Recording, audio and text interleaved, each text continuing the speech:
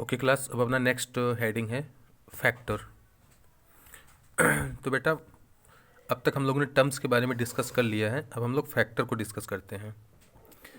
तो बेटा, जो फैक्टर बनता है उसमें बहुत सारे या तो कांस्टेंट या तो वेरिएबल्स का यूज हुआ होता है। तो किसी भी टर्म को बनाने के लिए हमें फैक्टर्स की रिक्वायरमेंट होती है, ठीक है।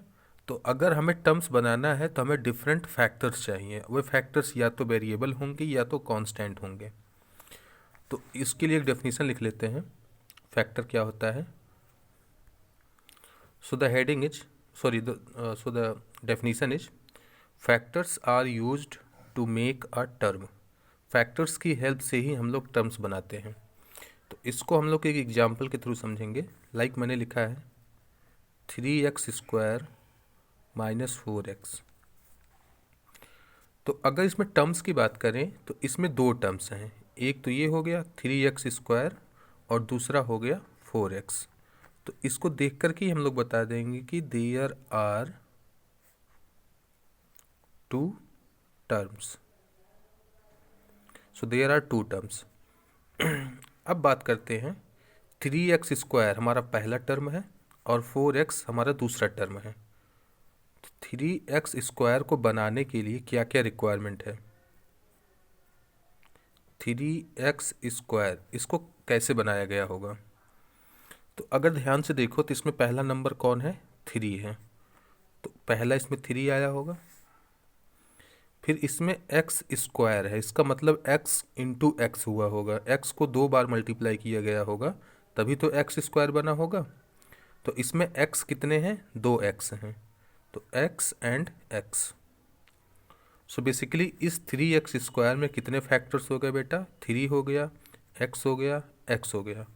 तो हम लोग बोल सकते हैं so there are 3 factors. 3x² में टोटल 3 फैक्टर्स हैं। कौन कौन, 3x एंड x। अब आते हैं अपना सेकेंड टर्म पे जिसका है -4x। अब -4x को बनाने के लिए हमें क्या क्या चाहिए था। तो आप लोग बोलोगे कि सर एक कांस्टेंट टर्म है जिसका नाम है -4। तो एक हमने -4 यूज किया और दूसरा है x, और यहाँ पे मैंने x लिख दिया। -4 और x को मल्टीप्लाई करूँगा तभी तो -4x आएगा। तो इसलिए -4 इंटू एक्स में दो टर्म्स हैं, दो फैक्टर्स हैं। पहला फैक्टर है -4 और दूसरा फैक्टर है x। तो यहाँ पे हम लोग लिखेंगे सो देयर आर 2 फैक्टर्स, ठीक है। तो अगर बोला जाए कि इस टोटल पूरे एक्सप्रेशन में कितने फैक्टर्स हैं, 3x² -4x में कितने फैक्टर्स हैं, तो आप लोग बोलोगे कि 3x² में 3 हैं और -4x में 2 हैं, तो टोटल 3 + 2 5 फैक्टर्स हैं, ठीक है। तो ऐसे ही क्वेश्चंस और भी हमारे पास आते हैं जिनको हम लोग सॉल्व कर पाएंगे सीधे सीधे। लाइक मैंने लिखा है 7xyz + 7, चलो इसको 3 बना देते हैं, 3xyz² + 4x²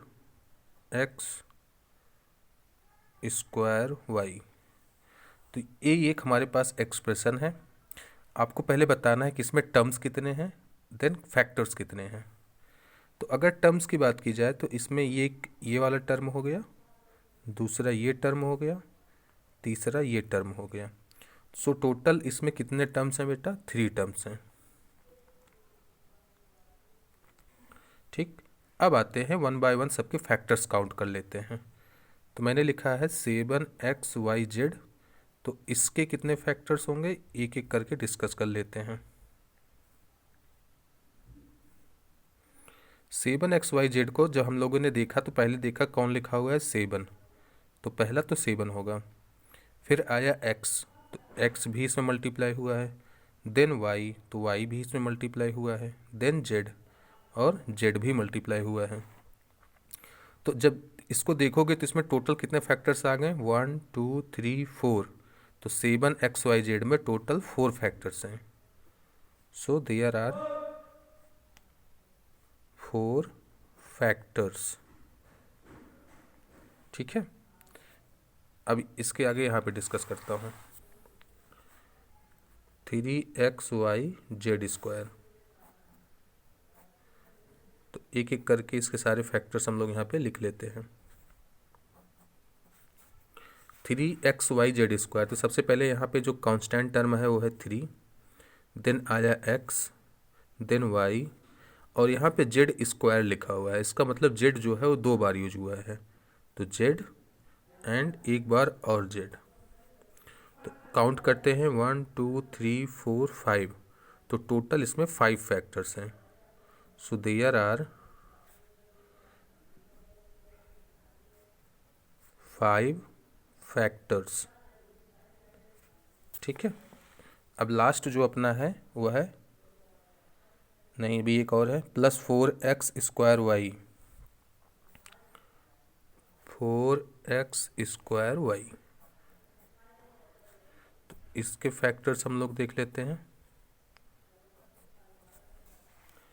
तो सबसे पहले यहाँ पे आएगा 4, x² है तो x और x 2 बार आएगा, x एंड y अकेला है तो y को अकेले ही रख देते हैं। काउंट करेंगे तो टोटल 4 फैक्टर्स हो गए, तो यहाँ पे लिख देंगे देयर आर 4 फैक्टर्स।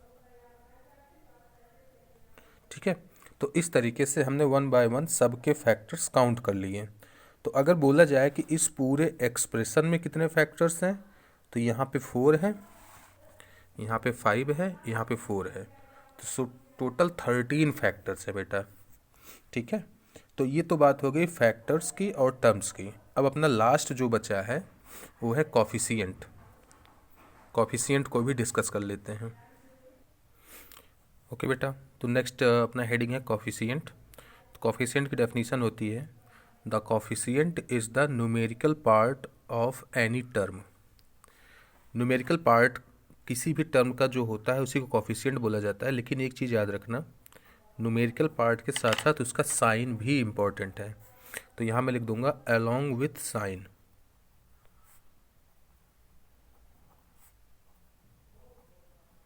अगर प्लस है तो प्लस और माइनस है तो माइनस।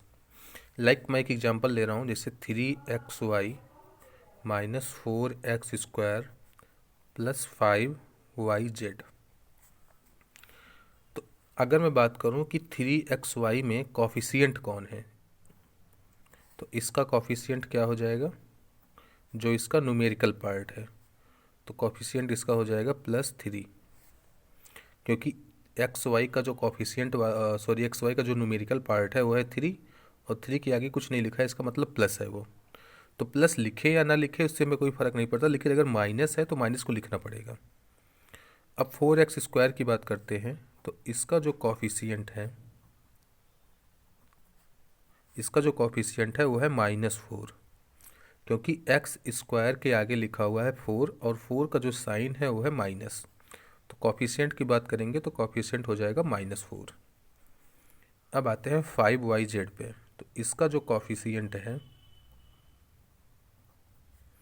वो है 5। ठीक है, तो इस तरीके से हम लोग टर्म्स, फैक्टर्स एंड कॉफिशिएंट निकालना सीख चुके हैं। एक लास्ट एग्जांपल और कर लेते हैं, ख़त्म करते हैं इसको। 7x² - 5yz -3y। तो एक एक करके सारे के कॉफिशिएंट बता दो। 7x² का हो जाएगा +7, इसका हो जाएगा -5, और इसका हो जाएगा -3। तो इस तरीके से बेटा हम लोगों ने कॉफिशिएंट को कैसे निकाला जाता है ये सीख लिया।